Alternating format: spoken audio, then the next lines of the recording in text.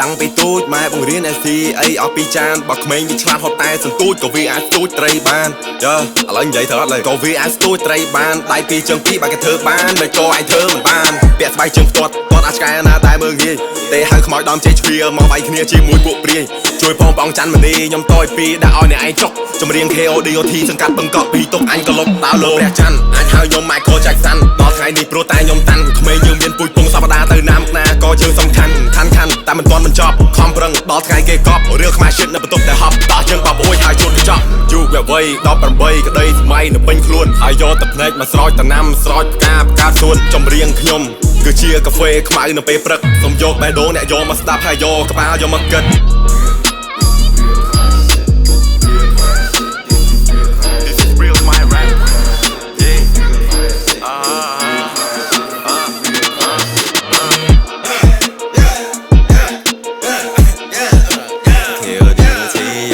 បងកំងកាហ្វេខ្មៅមួយយកក្តីសង្ឃឹម 100%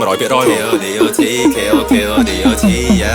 គោចំហបើសិនលូកត្រូវតែលូកអីកប់សម្រាប់ចិត្តតែធ្វើអីមួយត្រូវតែ10លើ10អ្នកមិនស៊ូជាមួយយើងត្រូវកាត់ចោលឲ្យអស់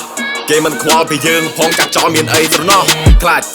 ចគេអន់ចិត្តតែគេអត់ខ្លាចយើងអន់ចិត្តផងថ្ងៃដែលមេងងងឹតគ្មានអ្នកណាចង់ឈរចិត្តយើងផងពេលបើកមាត់នេះយាយសុំមេត្តាឆ្លងកាត់ឡាតែសាភ័ក្របើជើងគេដើរមើលចង់ដឹងដើរបានប៉ុន្មានម៉ែត្រទោះបីពេលនេះពួកយើងមិនទាន់ហែលដល់ត្រើយរាល់ថ្ងៃមិនទាន់មានអីផងពេលចូលដេកឲ្យចេះខ្មាស់ខ្នើយដំណើរជីវិតកំសត់តែពួកយើងមិនកំសាកឡើយអញ្ញាកដាលថែម4នាទីឬ5នាទីត្រូវលេងបងហើយបើដើរត្រូវគឺយើងជោគជ័យបើបរាជ័យត្រូវដើរម្ដងទៀតគ្រាប់ពេជ្រវាមានតម្លៃព្រោះគ្រាប់ពេជ្រដោះដោយសារសម្ពាធឆ្លៀតដើម្បីគ្រួសារឆ្លៀតដើម្បីមហិច្ឆតាសូមចាំនៅក្នុងសៀតកាមមនុស្សស្រឡាញ់យើងគឺសំខាន់ណាស់លុយគឺមិនអាចទិញភាពស្មោះត្រង់មនុស្សស្រីស្រឡាញ់យើងពិតមិនខ្វល់ជិះឡានឬជិះកង់ហើយមនុស្សប្រុសដែលចេះតស៊ូនឹងលើកមុខមាត់នៃស្ត្រីដែលនៅជាមួយយើងយូរនឹងលើកមុខមាត់របស់ប្តី Let's go